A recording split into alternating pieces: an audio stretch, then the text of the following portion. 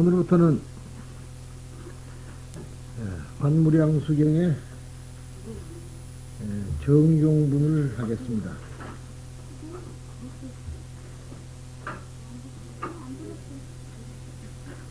녹음돼요. 조용히 하시라고. 좀 이따 할까요? 정종분이라는 말은 여러분이 아다시피 이제 서분이 끝났고요. 이게 산선분이 끝났다는 얘기입니다. 산선이라는 것은 산란한 마음을 가진 사람들이 해야 하는 법을 산선이라고 그러고, 정선이라는 것은 마음을 통일해서 우리가 정이라고 그러죠. 방금 우리가 입정을 했는데 그걸 정이라고 그래요. 마음을 정해야 된다. 저는 곧 집중해서 하나에다가, 오로지 하나에다가 대상에다 집중을 하는 것. 그래서 그것이 이제 집중하는 그 자체가 우리가 이제 볼 때 좋은 일이다. 그래서 정성이란다고 그랬죠. 그래서 마음을 통일하여 정토를 완성하는 13가지 방법에 대해서 이야기를 하겠습니다. 물론 여러 가지가 있겠지만 그 중에서도 부처님께서는 이 13가지에 대해서 이제 말씀을 하셨는데, 뒤에 또 9가지가 있어요. 그러니까 우선 여기서는 13가지만 우선 얘기를 하게 됐죠. 그런데 정토를 관상한다. 즉 아미타 부처님이 계시는 곳을 관상한다는 얘기가 되겠습니다. 아미타 부처님이 바로 또 우리가 아미타 다 아시는 얘기지만은 아미타 부처님이라 그러니까 정말로 아미타 부처님이라는 어떤 사람이 있는 줄을 그렇게 아는 분이 이 세상에는 많습니다. 서가모니 부처님이 마치 세상에 오셔가지고 인멸하셨기 때문에 그런 착각된 생각을 해서 우리가 생각을 하는데, 제가 이제 어제 이야기인데요. 우리 집에 잘 오지나 제가 얼굴도 기억을 못하는데 한 번 다녀갔다 그래요. 그분이 심심하면 전화를 하는 거라 나한테, 스님예, 예, 그러면은 미륵 부처님이 있다면서 예 하고 어제 전화가 왔더라고. 그래서 이제 무슨 말인가 그랬더니 친구가 대승진료회를 가자 그랬대요. 대승진료회를 가서 보니까 서가모니 부처님도 계시고, 그런데 서가모니 부처님은 이미 돌아가셔버리고 3000년 후에는 미륵 부처님이 오신다 했는데, 우리나라에 지금부터 얼마 전에 미륵 부처님이 오셔가지고 그런 이야기 시작하는 거라. 그래서 내가 그렇게도 일러주지만 소용이 없더라고. 그래서 어제는 좀 내가 담담히 좀 해놨어요. 미륵이라는 것은 원래는 본래 이름은 마이트리아인데, 인도말로 마이트리아하고 기독교에서는 메시아라 그러고 이란에서는 미트라라 그러는데, 그건 어디까지나 자비라는 말이고 구세주라는 얘기다 이 말이에요. 서가모니 부처님이 항시 계시면 좋으련만 서가모니 부처님이 방천으로 열반을 하고 나니까 우리들 중생이 있는들은 한없이 서가모니 부처님 그리운 거죠.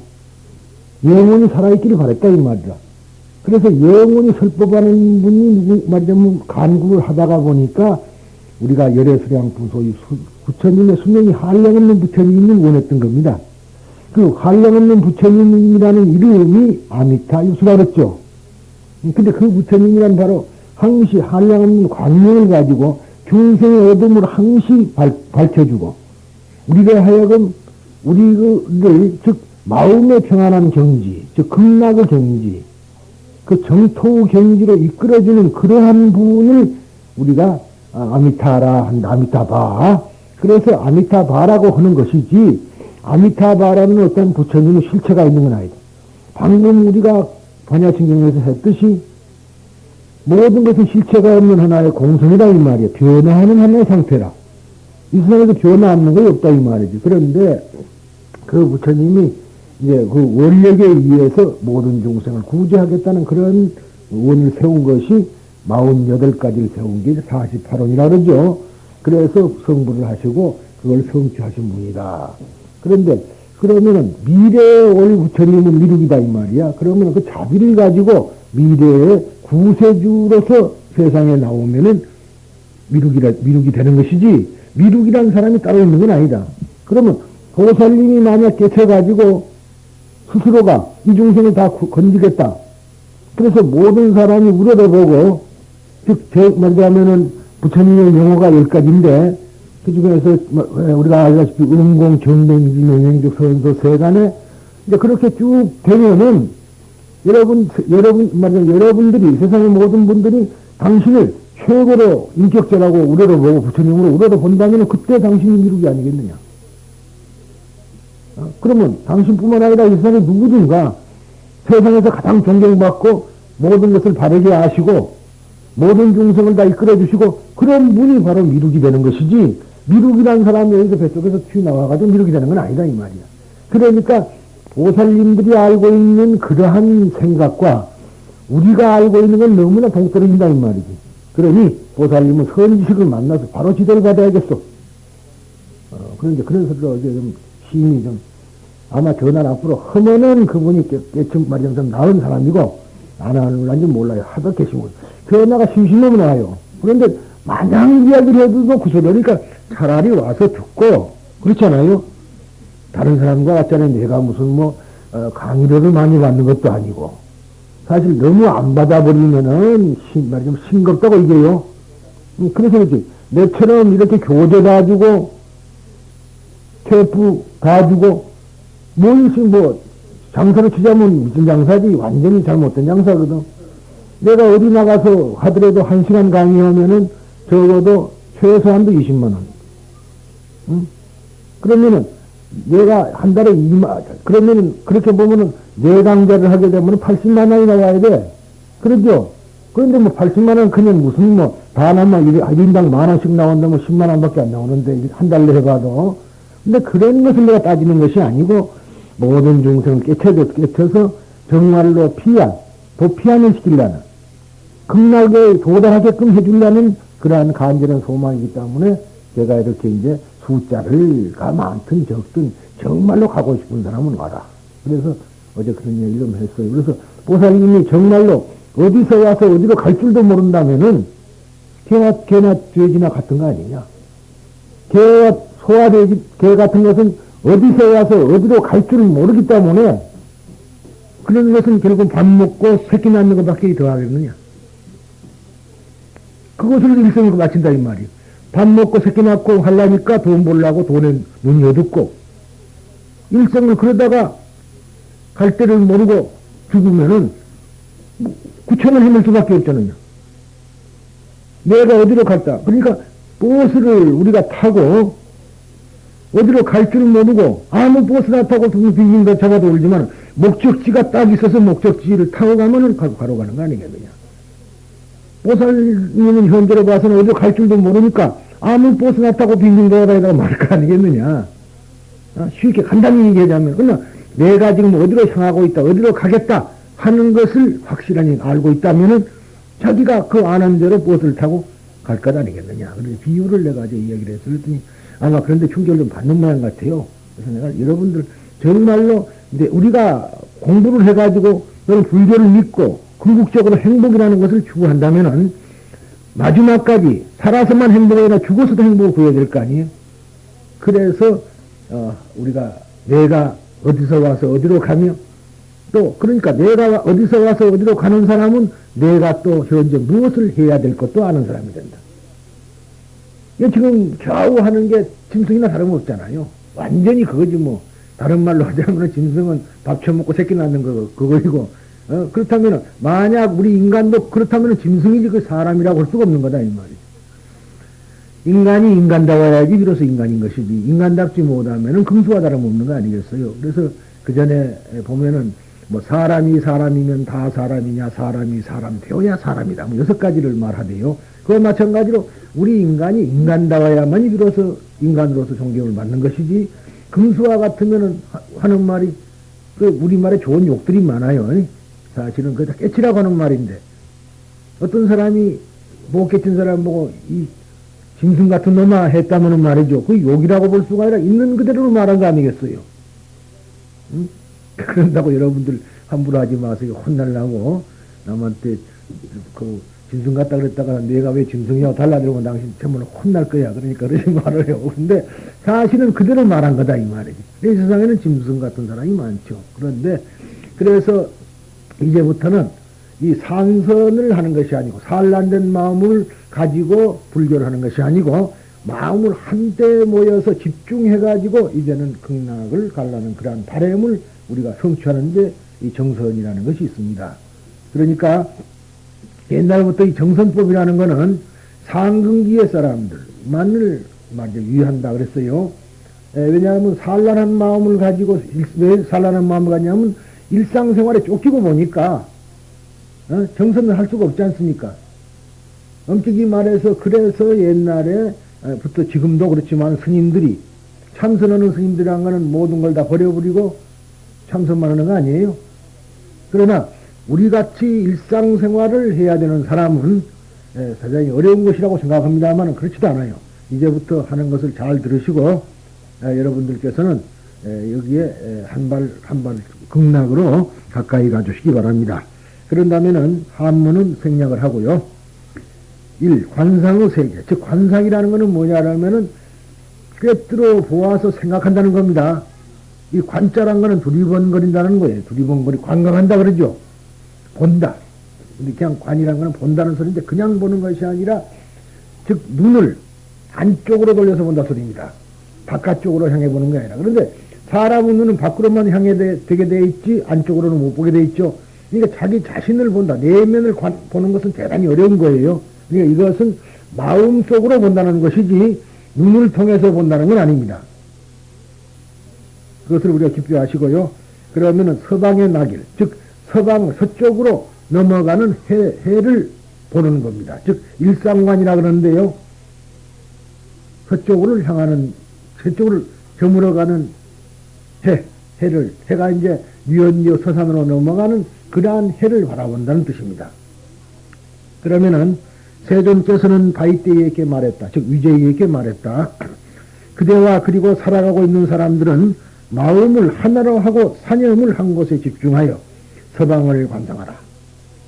그러니까 그대뿐만 아니라 살아가고 있는 사람, 생명을 가지고 지금 살아가고 있는 사람들은 오로지 마음을 하나로 하고 하나로 집중하고 사념을 한 곳에, 생각을 한 곳에다가 집중해서 서방을 쳐다보라. 그런데 어떻게 관상하는가 하면은 일체의 살아가고 있는 사람들은 태어나면서부터 장님이 아닌 한 볼 수 있기 때문에, 볼 수는 있겠죠. 눈을 뜨고 볼 수 있기 때문에 눈 밝은 사람이면은 모두 태양이 지는 것을 볼 수 있을 것이다. 장님이 아니면은 모두가 다 서산으로 뉘엿뉘엿 넘어가는 해를 바라볼 수 있을 것이다. 바르게 앉아 정좌하고 서쪽을 향해 뚜렷이 태양을 보는 것이다. 마음을 굳게 가다듬고 관상을 집중하여 동요하지 않도록 하고 마음이 흔들리지 않도록 하고 바야흐로 넘어가려고 하는 태양의 모습이 천공, 즉 하늘에 걸린 큰 북처럼 보아야 한다. 이미 태양을 보고 났으면은 그 영상이 눈을 감았을 때나 눈을 뜨고 있을 때나 뚜렷이 남아있도록 하라. 이렇게 중요한 얘기를 그랬죠.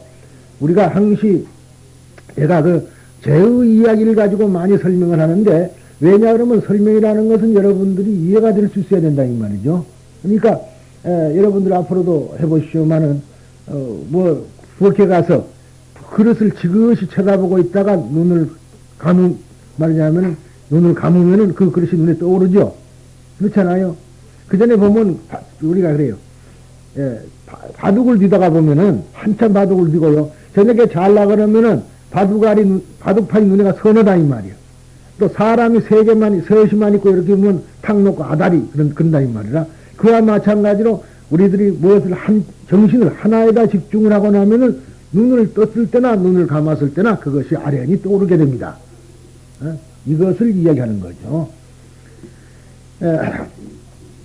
이것이 태양의 관상이며 최초의 명상이라 이름하는 것이다. 그랬습니다. 근데 여기 이제 한문에 대한 주석이 붙어 있는데 생맹 그랬어요.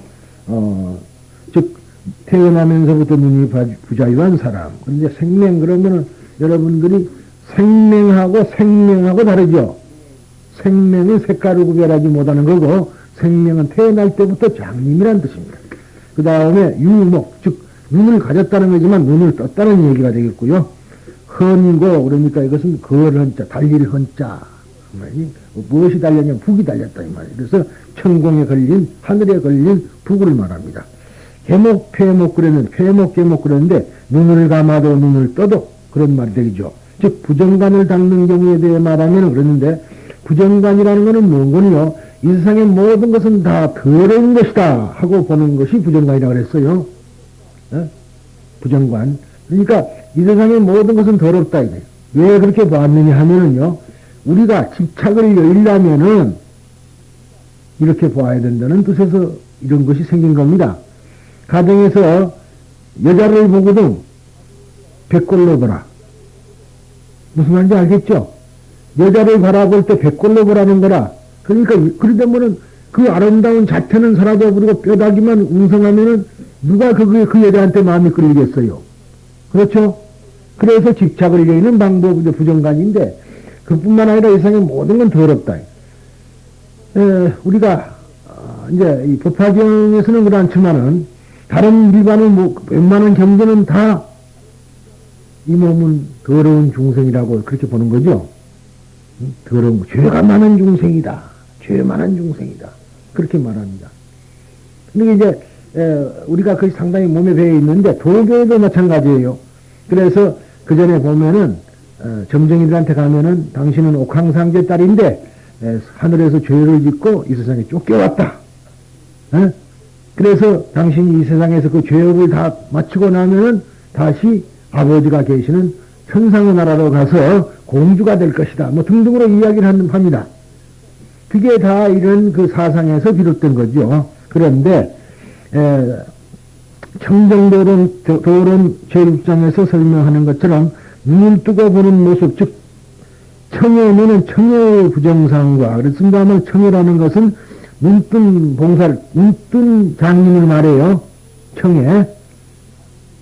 청해의 부정상과 눈을 감고 마음에 떠올리는 모습, 즉 청해의 부정한 이미지가 이래로 되어 나타났을 때 관행자에게 취상이 생기며 다시 이 취상을 파지하려고 전심하면은 사상이 생기고, 근데 정말이냐면은 상을 취하고 그 다음에 그렇게 되면은 사상이라 하는데 비슷한 모습에 대해서 뜻을 작용하면은 이미지를 파악하여 마음의 통일을 깊이 하는 것이 중요하므로 이를 대비바사론 권 39에서는 대면의 염에 주한다라고 하며 방법으로서 염을 미간에 매단다. 우선 생각을 미간에다가 매단다. 눈에다가 이 미간 여기죠. 두 눈썹 사이다 매단다 하며 또 비안경 즉 비근의 상부에 매단다. 코에 여기를 매단다 소리예요. 그 다음에 마지막에 세 번은 발제 즉 머리털 끝에 맨다는 등 방법을 들고 있는데 우리가 부처님이 지금 참선을 하죠. 참선은 눈을 어떻게 계세요? 어떻게 하고 있습니까? 밑으로 내려깔고 있는 게 그 소리예요. 그거 지금 부처님이 교만해서 저러는 것이 아니고 참선을 하는 모습입니다. 지금 그러니까 어디를 보느냐 그러면은 여기를 봐요. 코끝을. 그래서 코끝을 본다 그러는데 우리가 이제 그 능엄경이라는 경전이 있습니다. 어려운 경전이에요. 그 능엄경을 보면은 이렇게 우리가 관법을 시작하고 있을 때 이 코로 하얀 기가 들어갔다 나왔다 하는 것을 볼 수 있다. 그런 글이 있습니다. 여러분들 콧구멍이 왜 두 개죠? 심심해서 만들어놓은 콧구멍인 줄 아세요? 그거 아닙니다. 한쪽 콧구멍은 뜨거운 김이 들어가고 한쪽 콧구멍은 찬 김이 들어가서 몸의 바란스를 체온을 맞추는 거예요. 이게 감기가 들면은 찬바람 들어오는 걸 막아버리는 거라 콧물이 두 코가 다 막히는 거 봤어요? 그 경우도 있습니다만은 거의 두 코는 안 막힙니다. 한 코는 터져 있다고. 그러니까 말은 뜨거운 김은 받아 넣어서 체온을 유지하고 찬기가 들어오면은 몸을 해치잖아요. 감기 들었는데 탁 막는 거라. 참 조물주의 그 신비함이라는 말이죠. 대단히 위대한 겁니다. 뭐 말이 있죠. 콧구멍이 두 개니까 숨이 안 멎는다고. 그런데 역시 그래 생긴 거예요. 그러니까 참 만약 또 재밌죠. 이 코가 위로 뚫어졌으면 어찌 됐을까? 비가 오면 전부 들어갔을 거 아니에요. 그런 겁니다. 자, 아무튼 그래서 이 코끝을 보면은 그 기가 안 보이죠? 전기란 거 보입니까? 안 보입니다만 그 하얀 기가 들락날락을 볼 수 있다. 얼마나 정신통일한 걸 보겠어요. 능엄경에는 그렇게 써져 있습니다. 그래서 부처님 문문이 그렇게 아래로 이런 것이 무슨 뭐 남을 보기 싫다거나 교만하거나 그런 뜻에서는 아니라 정신집중을 하는 거예요. 삼매에 들었다는 얘기가 되겠습니다. 그런데 보통 우리가 이제 보면은 말이죠. 일정 그럼 눈을 감아버리는데 감아서는 안 됩니다. 눈을 감지 말고 언제나 정신을 코끝에다가 또는 말하자면 그러한 거기다가 매단다. 즉 집중을 해야 된다. 그런 뜻이 되겠다는 것을 여러분들이 잊어서는 안 됩니다.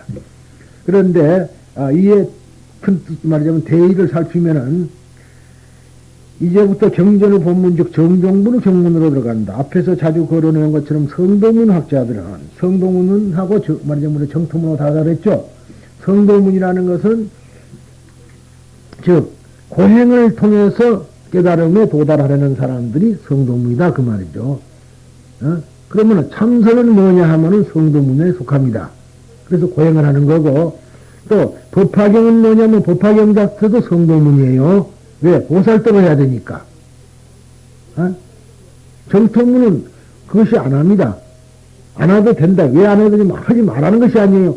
나중에 자연이 되니까. 그래서 우선 극락부터 가자. 그런 얘기예요. 극락에 태어날 수 있어야 된다. 이 험한 세상에 살면서 극고의 반대가 극락이죠. 그러니까 극고의 생활을 하고 있는 우리들이 어떻게 하면은 극락 세계로 가장 행복한 세계로 갈 수 있는가 하는 그런 데서 지금 그런 발성에서 생긴 것이 정토문이라 그런 얘기죠.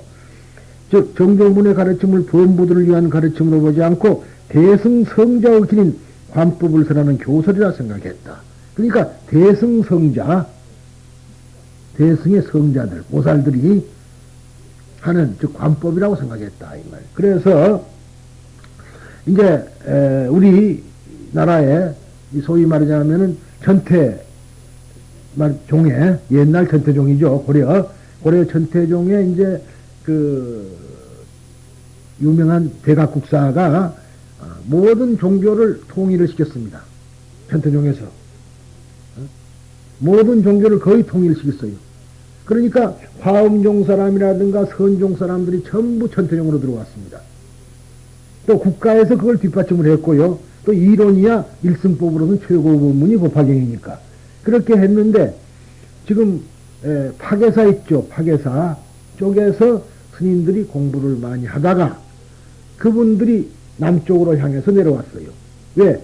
몽고병들이 자꾸 쳐들어오니까 남쪽을 향해서 가다가 결국 순천에 와가지고 조계산 밑에 길상사, 수선사라고 길상사라는 절이 있었는데 조그마한 절에 한 분이 주석하게 됐습니다.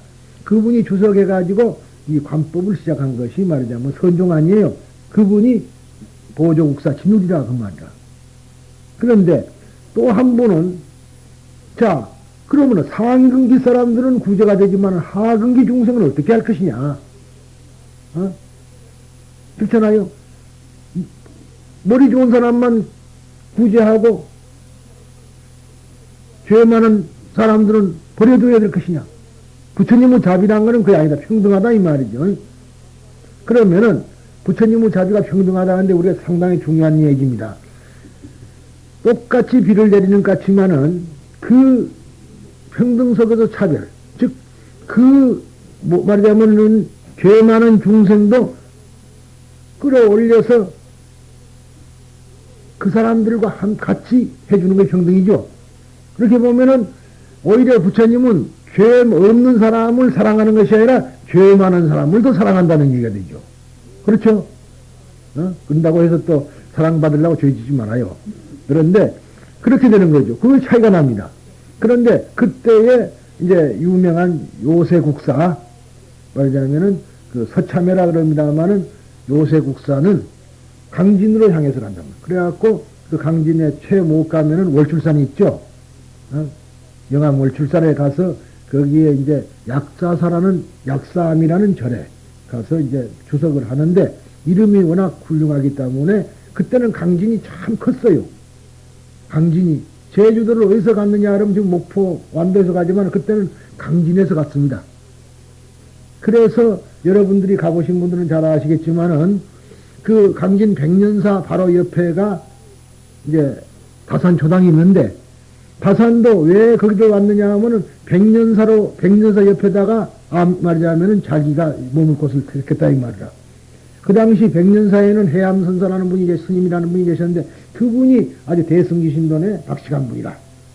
그래서 그분하고 교류를 하느라고 보니까 약 40리 밖에 강진 동문 쪽에 있다가 보니까 말이죠. 도저히 서로가 만나기가 힘들어요. 그러니까 아서라 짐을 싸가지고 그쪽으로 와서 거기다가 말하자면 한 20분 거리입니다. 거기가 우리 다 신도들은 나하고 함께 다 가봤으니까 아시겠습니다만 그 산등성을 넘으면은 초당이거든. 그랬는데 왜 그것을 내가 말하냐면은 그 초당에 가면은 추사 선생이 써놓은 글이 있다 이 말이야. 그런데 왜 그가 글이 있는가 하면은 추사 선생이 귀향을 갔죠. 제주도로. 귀향을 가실 때에 풍랑을 만나니까 결국은 강진에서 머물게 됐다 이 말이에요. 배를 못하고. 그래서 그거 머물면서 써놓은 글이 주렴들이 지금도 있습니다. 그래서 제가 드리는 말씀이에요. 그런데 강진이 굉장히 큰 데라. 그러니까 거기 가면은 고려자기 만드는데도 지금도 있고요. 고려자기를 재현하려고 무척 애를 씁니다. 고려청자를. 저도 몇 점 가지고 있습니다만은, 여하튼 그 강진이 엄청나게 컸던 데라. 근데 그래서 강진의 우리가 역사를 보면은 말이죠. 이런 것 있죠. 고려 때 최씨 무단정치라는 게 있었어요. 국민학교 때 아마 배웠고 중학교 때도 배웠고 대학교 때 배웠을 겁니다만은 그 최씨 무단정치라는 것은 강진 최씨들이요. 그 사람들이. 탕진 최씨라 그래요. 대단한 세력을 가졌어. 그분들의 말하자면 영입을 해다가 만덕산에 모시고 간 것이 현재의 만덕산, 강진 만덕산 백년사다. 그런 이야기죠. 근데 그분은 이제, 그러면은 어떻게 해야 되느냐. 상근기를 위해서 참선을 가르칠 거야 아니라, 법화경에 의해서 법화 참여를 시키고, 참여를 시키고, 극락으로 다 인도해야겠다. 그래서 그분은 백년결사라는 것을 만들었습니다. 결사라는 말은 참 재미져요. 처음에 이제 강진에 우리 자주 갔을 여러분이 아다시피 뭐 다 아시는 이야기인데 그 법화경을 하다 보니까 우리나라의 법화경의 고장은 어딘가 해서 찾았습니다. 그래서 우리 스님들이 몇 분이 이제 찾아갔어요. 비구니들 3분하고 이제 정법사고 나하고 이제 그리 갔는데 봉고차라는 빌려가지고 강진에 가서 하루 봉차고 왔는데 가서 보니까 요사체가 쓰러져. 그러니 가슴이 아프더라고요. 법화를 소위 했다는 내가. 근데 내는 능력이 없는 사람 아니야. 돈이 없어. 그래서 할 수 없이 이제 어쩌면 좋을까. 그러고는 책만 10권을 이제 법화 3부경을 갖다 놓고 돌아왔는데 그때 스님이 그때는 해만 스님이 아니고 해철 스님이라는 분이었었어요. 이제 그분이 감사하다고, 얼굴은 모르죠. 편지만 왔더라고요. 그래서 정말로 감사하다고, 그런 이제 편지를 받고 도와주십시오. 그래서 그 말만 들었는데, 아다시피 이제 친구가, 기독교 믿는 장로예요. 유명한 우리나라의 새마음교회인가 뭔가 있지. 강남에 신사동에 있는 거요. 유명한 교회, 큰 교회가 있어요. 그 장로거든. 근데 그 친구가 이제 전남 보지사로 가 있었어요. 그런데 그 친구하고 나오는 국민학교 친구니까 가장 친해요. 스님하고 장로가 제일 친한 거죠. 그쪽에 가면 웃는다고 둘이만 가서 만나면. 그런데 아침마다 오면은 하나님 그러고 기도하는데, 제일 친하다고, 친한 친구가 온다 그러면은 비서실장이나 반짝 말하면은 어떤 분이 오는가 그러고 오면은 성복 입고 딱 나타나면 어찌 되겠어요. 깜짝 놀라는 거지. 그런데 그 친구가 워낙 사람이 좋은 친구라서 이제 비행기표를 티켓을 10장짜리가 있죠. 그걸 사주는 거라 강조하는 걸. 그래갖고 한 달에 한 번씩 꼭 만날 것. 약속이 돼 있어요. 그리고 이제 또 급할 때 부르거든 와달라니. 그랬는데, 그래서 갑니다. 가면은 우리 이제 가서 대접받고, 점심 먹고, 또 차비라고 한 30만 원 정도 보증금에 넣고, 그러고 이제 올라와요. 우리 얘기 몇 자리 하고. 근데 가면 백장사에 1억 원을 줬다. 그러더란 말이에요. 자랑하는 거예요. 내가 이제 기독교인인데, 불교 말이좀 절에다가 보시했다 소리지. 지돈이 아니지만은. 근데, 그러면 나는 상당하니, 그래요. 백양사 같은 큰 절에 1억 원까지 줄 건 뭐냐, 이 말이야. 그렇죠? 그런 생각을 했는데, 또 한 번은 가니까, 태안사, 말하자면 그 태안사에 청하 스님이, 거기다가 또 1억 원을 줬다고 하더라고요. 그 말을 들으니까, 그래, 잘했다. 그래 놓고는 다시 이제 공항에까지 태워가지고 공항에서 비행기를 타고 올라오다가 비행기 속에 생각해보니까 그게 아니야. 이게 부처님 소리다. 이거의 기회다 싶어서 내리고 다시 티켓이 있으니까 턱 타고 내려갔어요. 하니까 웬일이냐 이거야. 아까 분명히 공항에다 실어줬는데 왜 왔느냐. 그래서 그것이 아니고 내가 지금까지 공부를 많이 좀 했다고 서로 갔는데 부처님의 바른 소리를 못 들었다.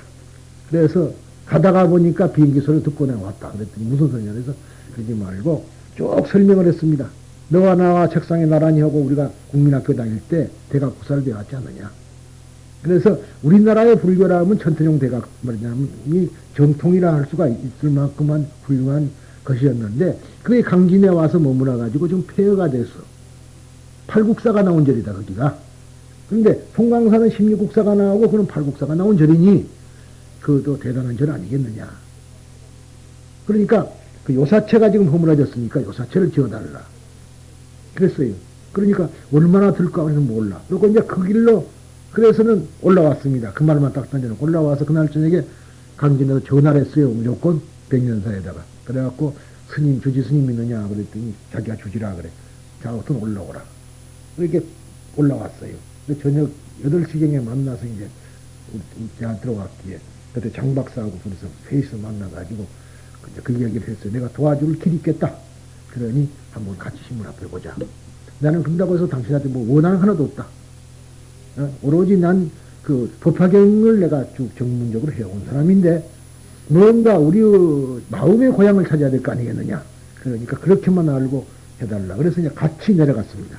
그 뒷날 차를 타고 내려가서 강진에서 이제 하루 그 시차를 다시 보고 그날 밤에 거기서 자면서 글을 썼어요. 예. 써가지고 도지사한테 돈 달라고 이제 써놓고 뭐 그때 뭐 타자기가 있습니까 뭐 있습니까. 그래서 강진군청에다가 아침에 오후에 갖다 주고 그 길로 보리암으로 갔어요. 보리암에 가서 그래도 큰 일을 하려니까 큰 좋은 도당에 가서 기도도 한번 해야겠더라고요. 근데 보리암에 가서 이제 갔더니 주지 스님 깜짝 놀라. 큰 스님 오셨다고. 그러면서 뭐 기도고 모이고 자우뚱 여기서 저녁 밤새 이 얘기를 하자고 그러더라고. 그래서 아니 그게 아니고 내가 큰 어떤 원이 있어 왔습니다. 내가 원을 좀 이루어야겠다. 그러고는 이제 좀 기도 좀 하다가 왔는데 와서 다시 이제 하니까 그날 다 켜놨대요. 그래서 그걸 들고 도지산터로 갔어. 그래서 냈더니 그때 이제 돈이 좀 나왔습니다. 그래서 아래층을 이제 청문회하고 그런데 도지사가 이제 서울 올라와 버렸네. 네 말이자면은 총리 비서실장으로 와버렸다 이 말이야. 그래갖고는 딱 끊어버린다는 말이야. 더 이상 못 해주겠다는 거야. 이게 아래층만 놓고 이제 멍한 거죠. 그래서 참 어쩔 수가 없이 때만 기다렸는데 아이 지금부터 내무부 차관으로 갔단 말이야. 그래서 다시 야 완성을 시켜주라. 기왕이면 너가 한 것이니까 완성을 시켜줘야지. 이거 완성 안 하고 이거 뭐 하겠느냐 이 말이야. 아래층만 세면대로 해놓고. 근데 위에는 목조 건물을 짓는 거니까. 그래서 결국은 2억을 내무부 차관 당시에 또 뺏어냈어요 제가. 그런데 그래서 2억을 받아가지고 이제 그걸 완성을 시킨 겁니다. 그래서 지금은 그게 정부에서 86평이라 우아래가. 근데 아직까지 그 낙성해갖고 가서 잠도 안 잡았어요. 그 끝난 거야 나는 그것서 이제. 그럼 내가 했으면서 끝난 거지. 그거다 내가 왜 미련을 가져. 부처님의 도량을 내가 한 것이지 내 도량을 만든 건 아니다 이 말이야. 그러니까 친구들은 말하자면 저 녀석은 그 시간 낭비하고 그렇게 길을 쓰고 다니더니 어떻게 됐느냐 이거라. 근데 너희들을 속여놓고 내가 갔느냐. 자랑스러운 얘기지만 그거 다 필요 없는 거고 일단 끝났으면 그래서 끝난 거지. 그럼 뭘 바랬느냐. 그래서 그러나 어느 때든가 내가 이제 그쪽에 가면은 그렇잖아요. 그래도 내가 힘써서 했다는 거 있고 그 주지들이 전부 아니까 어느 때든가 우리 신도들은 같이 가면 그러고 내 이름만 대도 마음대로 거기서 막 할 수 있어요. 그렇게는 돼 있어요. 네, 그런데 그런 이야기를 하자는 게 아니고 사실은 그 중생 말하자면은 상근기의 지금 여기에 말하는 성자보다는 하근기의 중생을 위해서는 우리들이 결국은 극락정토를 먼저 가야겠다는 얘기죠. 자, 법화경과 이것과의 차이는 뭐냐? 법화경은 근기, 상근기 중에 상근기예요. 그렇기 때문에 극락을 마다하고 다시 왔죠. 우리들은 극락을 마다하고 다시 온 사람들이다. 그러니까 법화경을 제대로 배워서 하는 사람들은 전부 지장보살이다. 그렇지 않겠습니까? 내가 성부를 유보하고 이 사람들이 전부 구제되도록까지 나는 성부를 유보하고 중생을 다 건지겠다는 그러한 원생이고, 여기서 나오는 원생은 그냥 극락에 태어나서 거기서 다시 생각해 보겠다는 겁니다. 그러면은 학문적으로 봐서는 어느 쪽이 우위예요? 법화경이 훨씬 우위죠.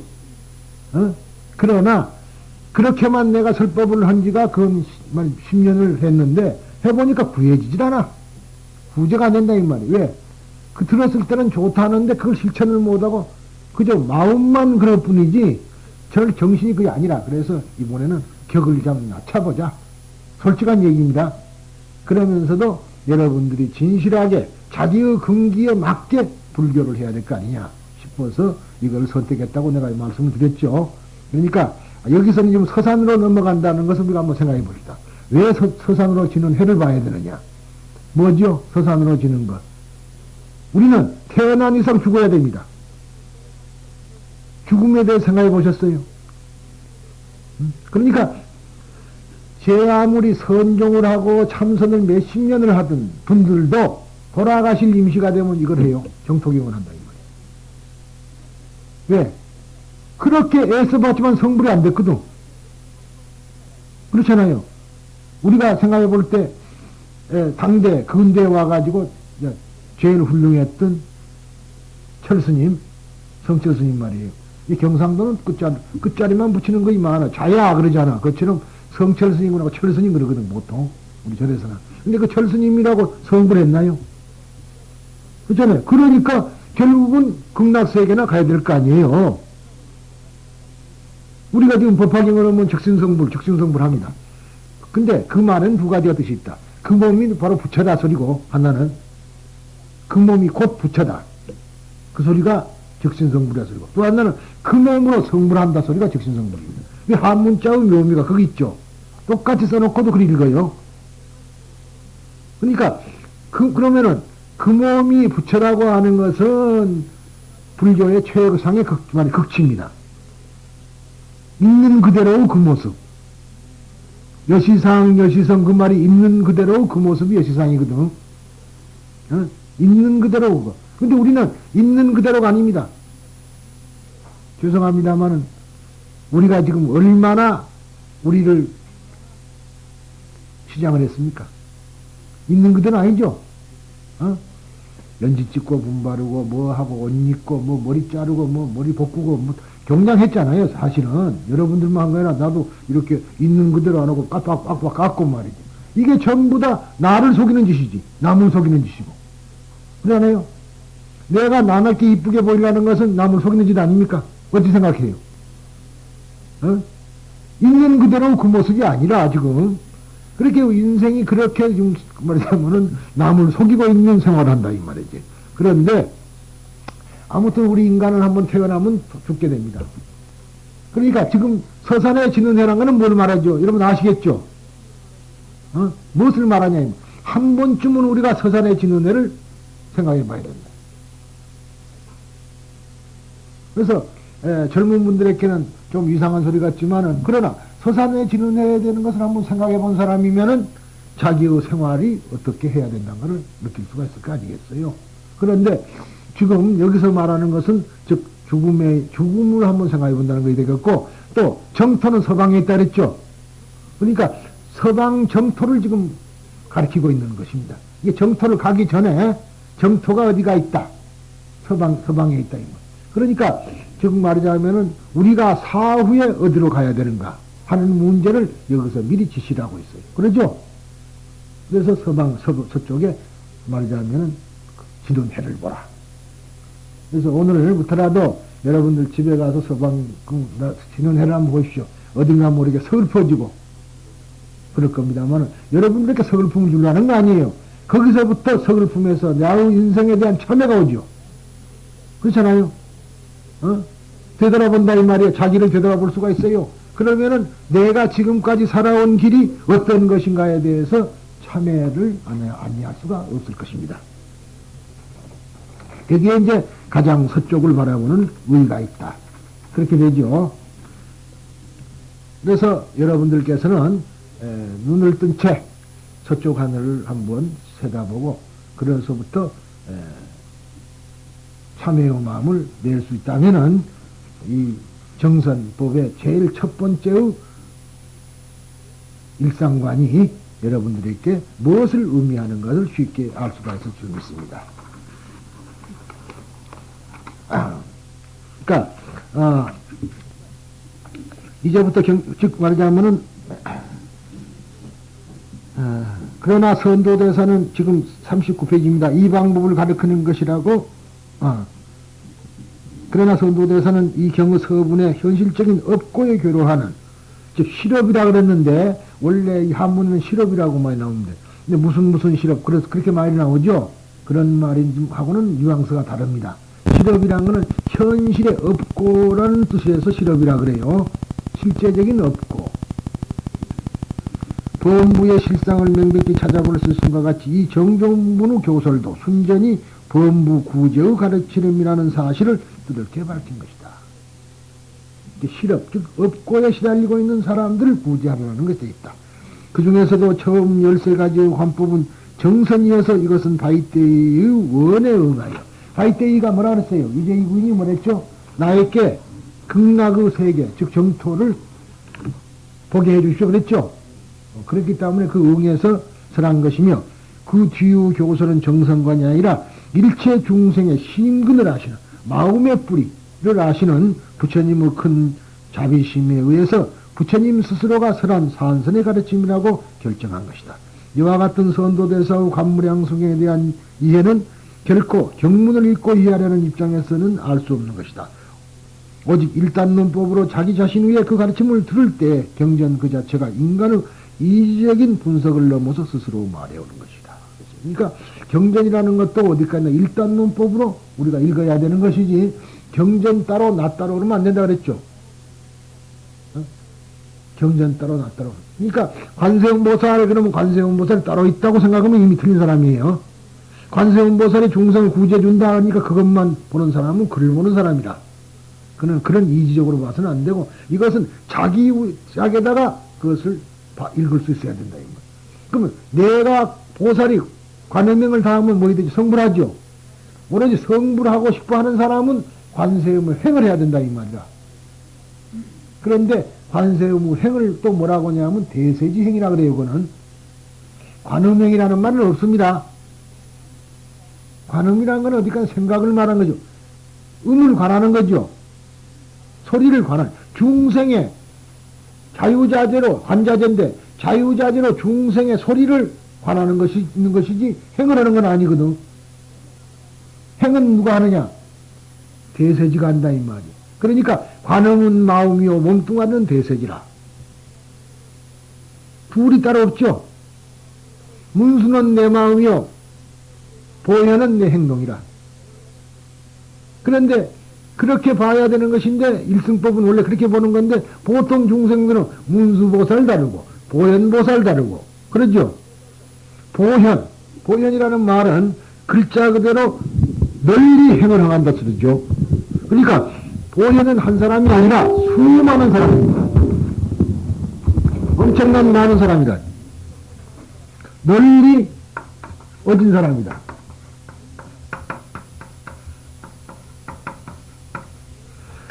그러니까 보현보살은 수많은 사람이에요.